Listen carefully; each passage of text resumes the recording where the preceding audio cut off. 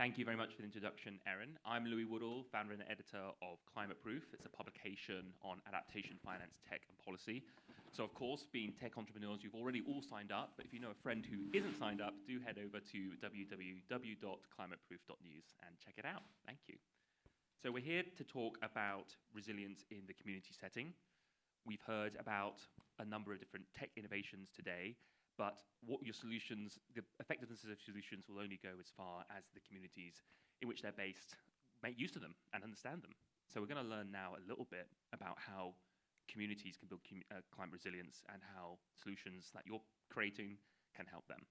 So I'd like to ask the panel first to introduce themselves, then we'll go through some questions that I have, and then finally we'll open it up to the floor, and there'll be 10 minutes for you to ask questions of our panelists too. So get thinking of your questions in advance, and we'll turn the mic to you later on. Okay, so I'm going to start by asking Johanna to introduce herself. Thank you. It's so nice to be here. This has been such an amazing day and very inspirational. My name is Johanna Lawton. I am the Deputy Director of Rebuild by Design. Rebuild by Design is an organization that was founded in the aftermath of Hurricane Sandy as a design competition to rethink the way the region would rebuild and recover in a way that wasn't putting back exactly what was there before, but for planning for the future. And now, over a decade later, we still carry that mission in our DNA to work with communities on preparing for the impacts of climate change by co-designing solutions, whether they are policies, projects, or programs that build resilience. Wonderful. And Beth. Hi, everyone. I'm Beth Foster Chao. I'm the investment lead for Climate Adaptation and Resilience at the Autodesk Foundation. We're the philanthropic arm of Autodesk Inc., the global design and engineering software company. And we focus on 3 areas. One is decarbonization, one is adaptation and resilience, and one is workforce development. We are a catalytic capital provider, and so we can do both grant making to support nonprofit innovators, but we also do a lot of direct equity investing in early stage startups. And we work across the world. So my portfolio is very global. It also supports urban innovators, rural innovators, and again, nonprofit and for-profit. A through line for us is a focus on really community-centered, novel technologies. And Allison. Hello, everyone. I'm Allison Martinez. I am the founding executive director of Brooklyn Level Up. We are a community development and social impact lab that really uses art and technology to help the communities of East Flatbush, and Flatlands deal with 3 initiatives. One, our small business incubator, a community land trust that we're building, and for purposes of today, Cultivate, which is where we have environmental justice work through our youth-paid soil testing internship and different projects that we engage in.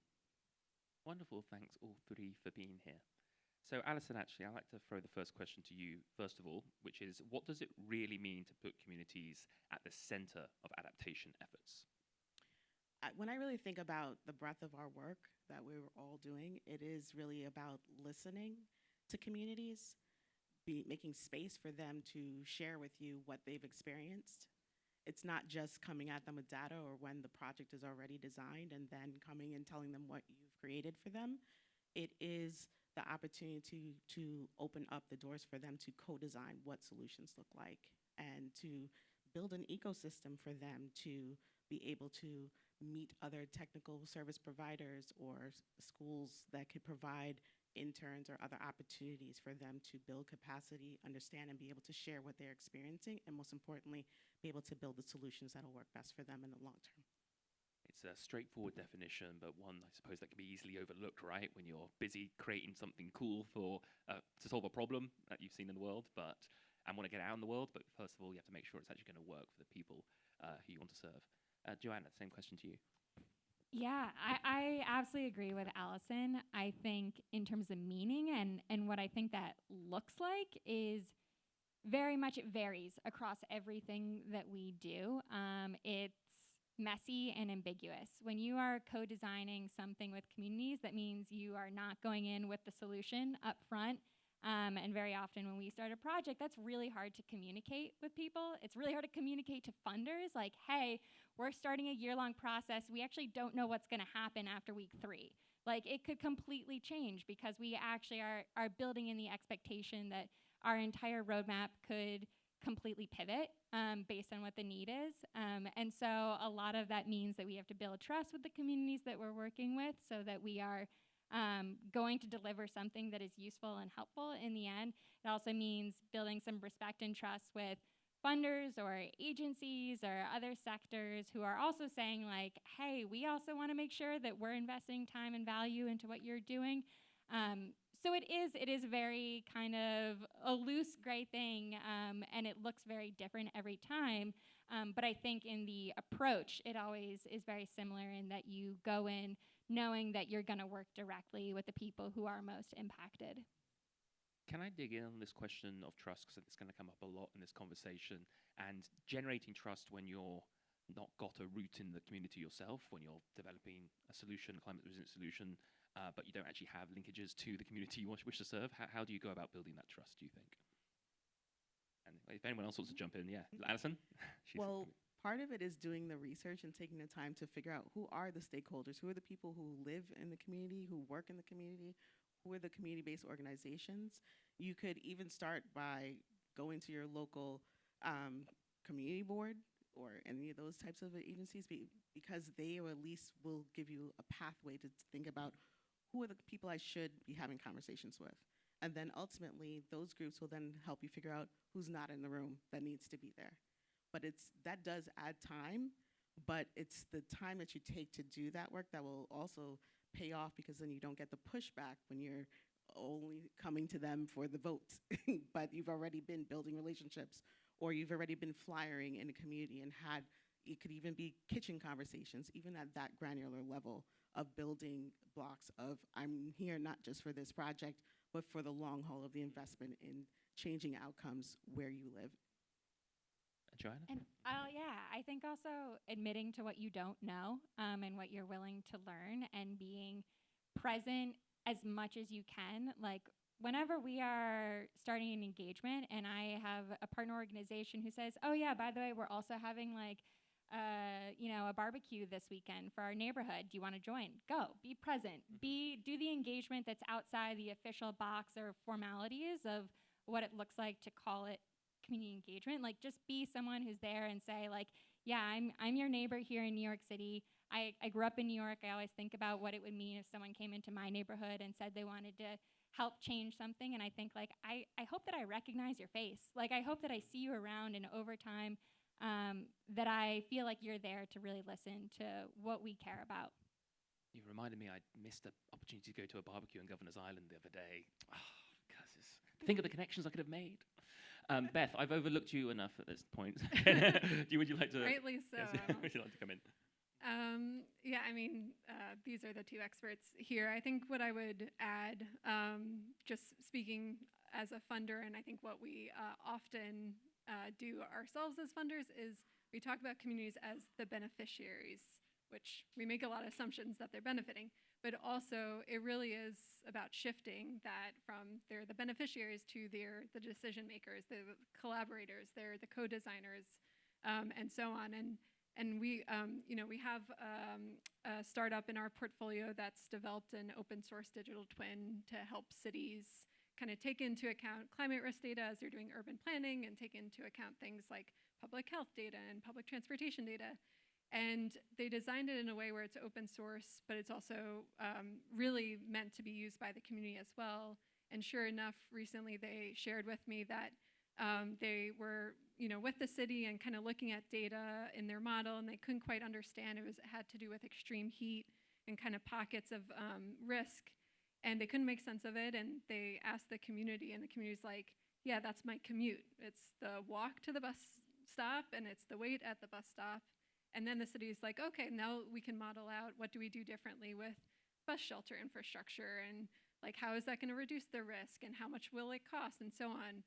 But it really was, one, they designed the tool to really be used by the community, and then the community was brought in as experts, and their local knowledge was valued in a way that then the city like very quickly benefited from, and that community also felt heard and part of the process. So I think those are the types of solutions we get excited about. Can I just add one little piece? A part of it too is starting to add budget line items for community people who come and give their time and their data and their expertise. If we're not valuing their time by compensating them with incentives, funding, or the like, then we're actually just being extractive and part of the problem. So that has to be built into what projects go online. Yes, they're not just customers, they're not unpaid labor, they're co-creators here. And when we talk about community resilience, here in New York and other places, it is the case far too often that it is the more disadvantaged, the poorer communities that are at the front lines here. So making adaptation solutions affordable and accessible is clearly very important. But how do we go about doing that then as climate resilient folks ourselves? What are the keys to making tech accessible and affordable? What do you think, Johanna? You're thinking still? Or I can take a crack at that. So I think we find, like, very often there are lots of community-based organizations, coalitions, groups who already have really great solutions that they know would help their community, and it is just a matter of getting some funding to be able to sustain that. And so what we've been trying to do at Rebuild by Design over the past year and a half, we began an initiative called Rainproof New York City. This is an initiative to bring together city agencies, community-based organizations, private sector, professionals who work in resilience and adaptation, bring in philanthropy, all to co-design solutions that the city needs to adapt to heavy rainfall. And coming out of about a year-long process where solutions were identified across a number of different categories, one of the things that really came up is we need to figure out how everyone can play their role in addressing stormwater in particular. And at Rebuild, we were very, very fortunate that we had a lenient funder who said we could repurpose some of our grant funding to support micro grants for organizations who already are doing the work. It wasn't a matter of like, okay, we need to go find it. Like, the work already exists all over New York City. It is happening. And so in just being able to connect organizations who are already being able to do this and elevate that to funders and then build a relationship between some organizations and then funders as well, that like little bit of a micro grant becomes sort of like a bridge to build a bigger relationship that might sustain longer work. So yeah, that's sort of one example. I think a lot of times if you are in the space of being connected to funders or being connected to agencies, you kind of can be a bit of a broker between those who have the funds to support the work and those who are already doing the work on the ground. Yeah, so widen the aperture somewhat. Like, if you're receiving funds, think about ways that you could help kind of expand that tent by re-granting. And yeah, I like that. It comes back to the idea of unpaid labor, right? If you can find ways to pay people to do this, it'll be very helpful. Definitely. We are actually one of the recipients of the Rainproof grants. And what we decided to do is create a project called Rain Activated. And we are creating a toolkit of resources for our community that is specific to their needs, turning it into a QR code that then will be added to an art collage that gets spray painted in places in our community known to flood and public spaces with a paint that you can only see when it rains. So it allows people to get involved and do something interesting, turn tragedy into art and then to solutions. And then we are just basically being able to engage our young people in our community to help gather that data, where we are putting it on our community mapping tool, which is called Map the Culture. And it's just, we're finding ways to just use culture and community rhythms and just different ways to connect people. And that could be as simple as using it with like bingo cards that explain what's flooding and what's going on so that people are dealing with the new realities in our community. But it also is opportunities to just even have community walks so that people can share and feel like they're connected. But it's that rooting is really important, and it's not just language. Again, it's about who's not in the room, who should be here, what types of data we're valuing, and that could be qualitative stories or story collection. It could even be recipes we've used, like collection of recipes to help decide what rooted vegetables are being grown, which then led us to know, oh, we need to do soil testing in our community because the lead in the soil is exactly at the level where these rooted vegetables grow. So it's using stories, collections, and history to then build solutions collectively. It's really cool. Mm. I just have to shout it out. It's really cool. I was going to say there's almost a social, fun, community experience aspect to what you're doing, which I suppose can actually draw in people, keep them engaged, and yes, they learn as they're doing as well. They have to, because remember, they're not dealing with these issues on a day-to-day basis outside of, oh, it's very hot. But their stories, their lived experience has data points that need to be analyzed, collected, and respected. But you have to meet people where they are, and sometimes that means going out of our normal ways of connecting to reach people where they are to get what we need to do. And Beth, when it comes to screening potential investees, grantees, how does affordability and accessibility come into your conversations? Yeah, I think with regards to accessibility, I think ultimately, regardless of who is paying for your solution, the community almost always is a very important, if not the important person or group to worry about when it comes to long-term adoption. So I think it's pretty, you can pretty quickly determine if maybe an entrepreneur hasn't really talked much with those, again, benefiting from the solution. I think some of the things that we've seen that have been really interesting from various startups is one, say something like open source, or just more generally, there's so much work happening right now around climate risk data and analytics. And at the same time, that data and that information is still being held and visible by a very small subset of stakeholders. And so again, where are there opportunities where there can be greater access and democratized access to climate risk information? Another just very tangible solution of, or a tangible approach to doing this. I know it can sound very complex to engage with a community, but we have a startup that they're kind of more on the recovery side of adaptation and resilience. They they design and build rapid response shelters for post-disaster.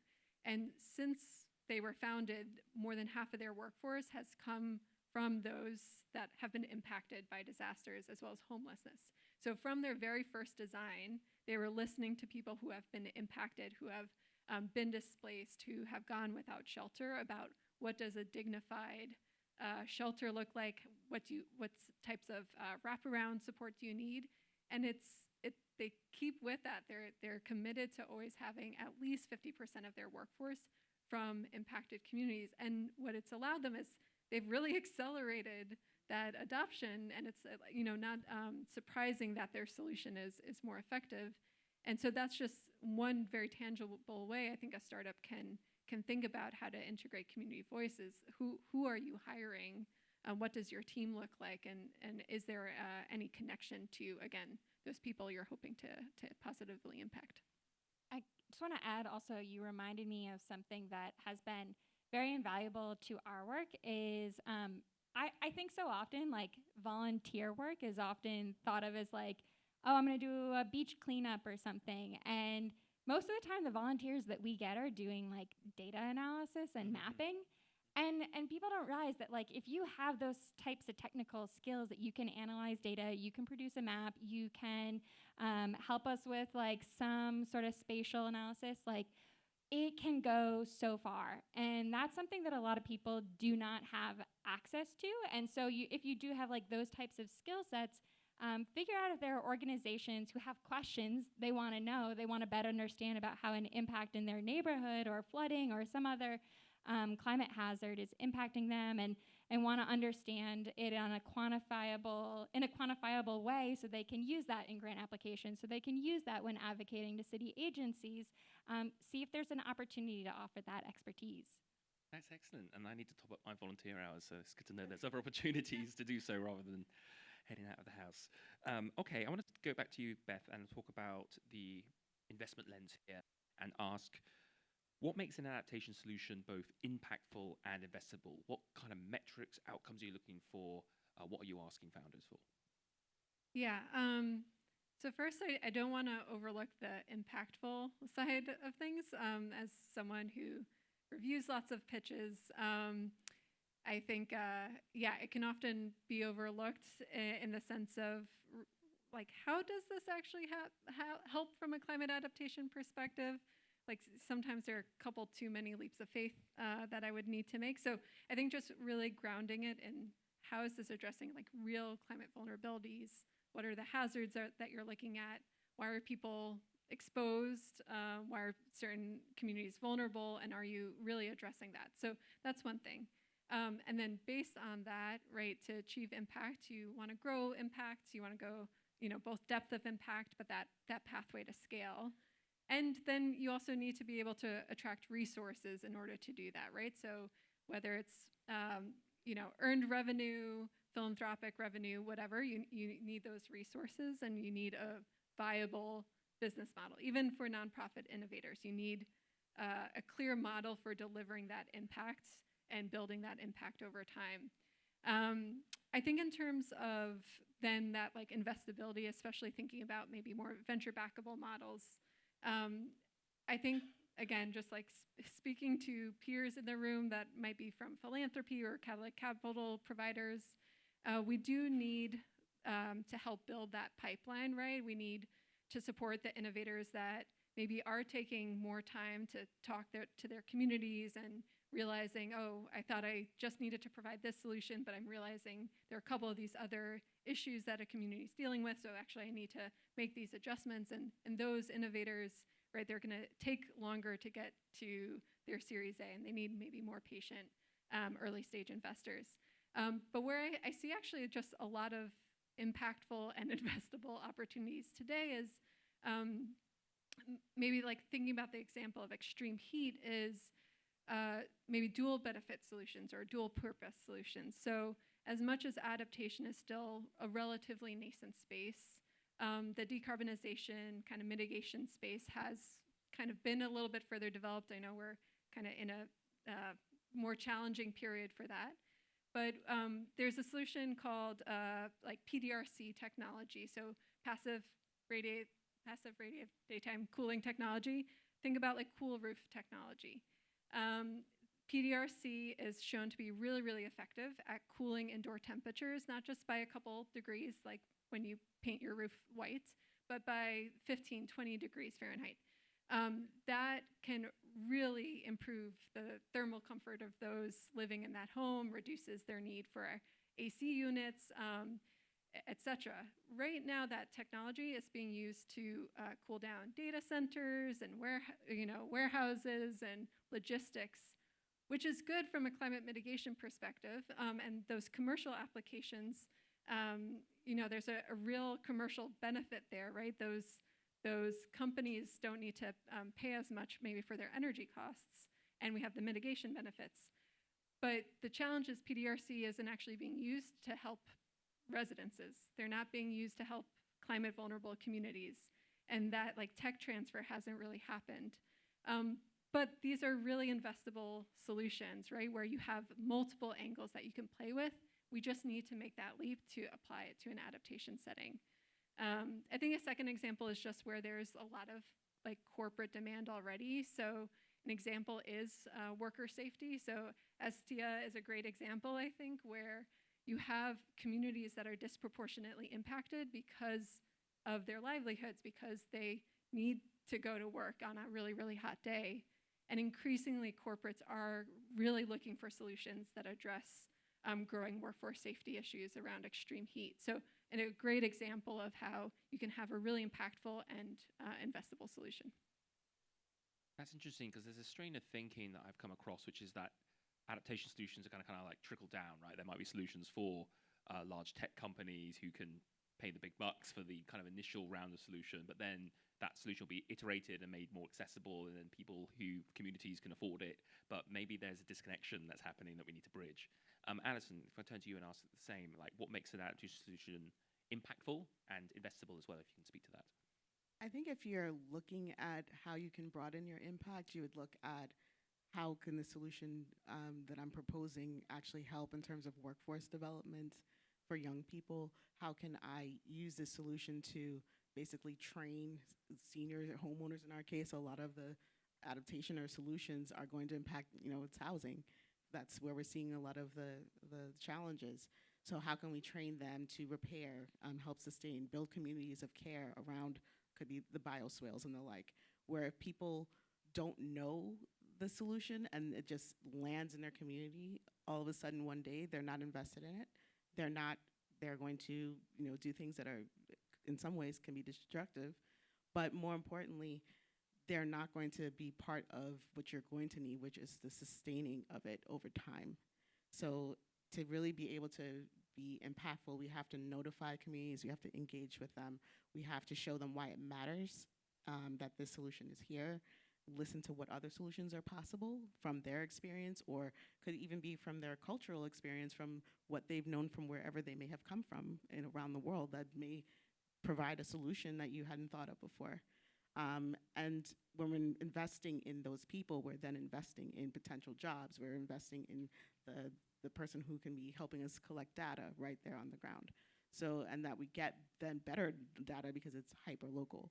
So for me, those are the ways that we can actually challenge what we're doing and reach a better outcome overall. And Allison, you had a real-world example you spoke to when we had this prep call about rain gardens, right? And contextualizing. It's when you are living in communities that have been systematically disinvested in, and you bring a rain garden, you don't explain how it's going to mitigate, flooding. It just shows up one day, and the construction crew comes and they just install it. And then what happens is people already could tell you before you bring it that that's just going to become a garbage pit. And in reality, that's exactly what it's become, a pit for garbage, or for people to stamp in it or let their children play in it, or pets. And as a result, all of the mitigation that you could have achieved, you're not, because communities have no idea what it's for, and they don't see that it solves the fact that they would more likely want to see pipes going in the ground. But so if you're giving them this, it just feels performative, whereas it's not part of like a holistic approach that it informs them and then engages them as to why they should care and why they should then feel responsible for helping to keep that garden clean, or tell people not to use it for other uses because they don't know what it's for and they don't see that it's actually mitigating the problems they're aware of. I think it's such a good example because it shows how an adaptive solution can become maladaptive, right, and actually cause more harm than good because that communication is not there. Johanna? Yeah, I think one thing I'm really curious to see play out in the future is also how adaptation solutions can be part of community wealth building assets. We are seeing this in mitigation with community solar and communities actually seeing that they can build wealth from solutions. And I think there's a lot to see with how that could play out in the adaptation space as well. There's a really interesting model like FEMA's community rating system. So FEMA basically writes flood insurance for the country, and they have this incentive program for eligible communities where if the community takes broad sweeping hazard mitigation risk reduction measures, then FEMA will actually reduce their flood insurance by 5 to 45%. And so there's this incentive for everyone to participate in hazard mitigation adaptation. And I think at like localized scales, there's a really big opportunity here to replicate that sort of incentive for people to have some take action, but also build their wealth and their assets as well. And there are some interesting crediting mechanisms, I believe, being trialed for like stormwater removal, stormwater management as well. So there's lots of interesting structures that are available. Okay, I'm going to zoom through some of my questions because we're getting to the Q&A period. So again, if you've got some questions to mind, do think of them and let me know. But I want to go to the question on what climate tech entrepreneurs can learn from community-led resilience projects. So instead of them coming to the communities and trying to impose their own ideas, what can they learn from the communities themselves? And Allison, maybe you'd like to go first. I would say you could get some really good data that can help inform your solutions, because these are people who can tell you, some of the community members, they've lived in the community for 40, 50 years. So they can tell you what was there before. And that's more valuable than what you see on a computer, because they can tell you the reality on the ground of like how places were actually used. Be it that, 50 years ago, there was actually a plastics factory there and no one knew that, or this was how it was used. So they can give you good information. They can also tell you what they know in terms of how a project will actually turn out and how it will be used, or they can tell you what's wrong so you can address it, and that's more cost effective in the long run. And the reality is they're the ones you're supposed to be designing the solutions for. So if you're not, having those conversations with them and teaching them what they need to know to help you and help building their expertise, you're actually not going to solve problems in the long run. Excellent. Johanna, do you have any thoughts there? I think you could learn maybe some similar comparisons in the adaptation space where there's, I think, a similar baggage that comes with the type of work that we do. I think that in climate adaptation, when we begin a project, it's not immediately obvious how our approach is any different from the Army Corps of Engineers who's going to build a massive gray seawall. And so there's a lot of work that goes in up front to communicate, like, we're not doing the same thing, and this is why we're not doing it. And like, we really do want to see an equitable, resilient outcome for you and your community. And likewise, I think, especially in the tech space, and in energy, there is a long history of disenfranchisement, disinvestment, racist urban planning that's riddled across the climate adaptation space as well. And so when people hear about new energy systems, you immediately have to recognize that you have this baggage that comes with the history of energy centers and facilities being put in environmental justice neighborhoods, low-income Black and brown communities. And so you have to recognize that all of that comes with the work that you do right now. And I think that that means that similarly, you have to partner with these organizations who are doing the work on the ground to build that trust. Going back to our earlier conversation, build that trust again. And I think in this moment where it's such a heightened political fear, I think, of tech. And so I think realizing that your work could come with this fear, but it also, if done well, has the opportunity to bring so much hope to people. I think that when I show innovative examples of the way green infrastructure has been incorporated into buildings, people all of a sudden feel this like huge sigh of relief that, hey, we're actually going to be able to adapt and thrive in the future with climate impacts. And so I think there's so much that climate tech, adaptation, resilience have to learn from each other and how we successfully go about these conversations. Something that I've come to realize is that what you can learn from communities is different organizational structures to those you might be familiar with from startup land, right? I mean, I've worked in the startup, and there is the small, innovative, but there's still like a hierarchy, whereas community engagement, community board meetings, local political clubs, going to your local assembly person or council person's like meetings, it's a very different atmosphere, different way of kind of getting to agreement and getting to solutions. So I do wonder if there's maybe something that startup entrepreneurs and small companies can learn from the more collaborative and consensus model that you see in a lot of community contexts. Beth, I wanted to ask you also on this question of what climate tech entrepreneurs can learn. I mean, I think they cover most of it. I would just say, maybe alluded to your point just around what community organizations are so good at is I find just being really holistic with thinking about benefits. So something might be for the purpose of an adaptation outcome, but then it's like, okay, how does this create jobs? Or how could it beautify a building or a neighborhood? Or what are the education opportunities? It's always like a very holistic approach to what are all the benefits we can derive. And I think even just that mindset, in addition to the very specific context you might be working in as an entrepreneur, is a kind of key thing to learn from community organizations, is like really like expanding all the benefits a solution could bring to a community. I would just add, you want to expand the notion of who's your client.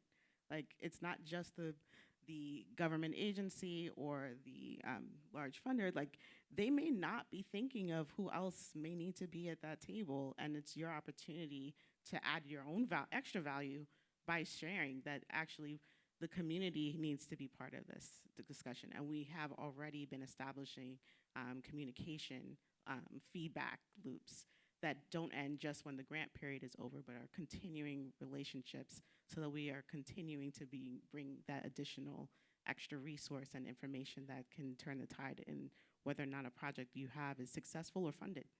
Yeah, it can be the ace up your sleeve, right? Be able to bring these voices to the table.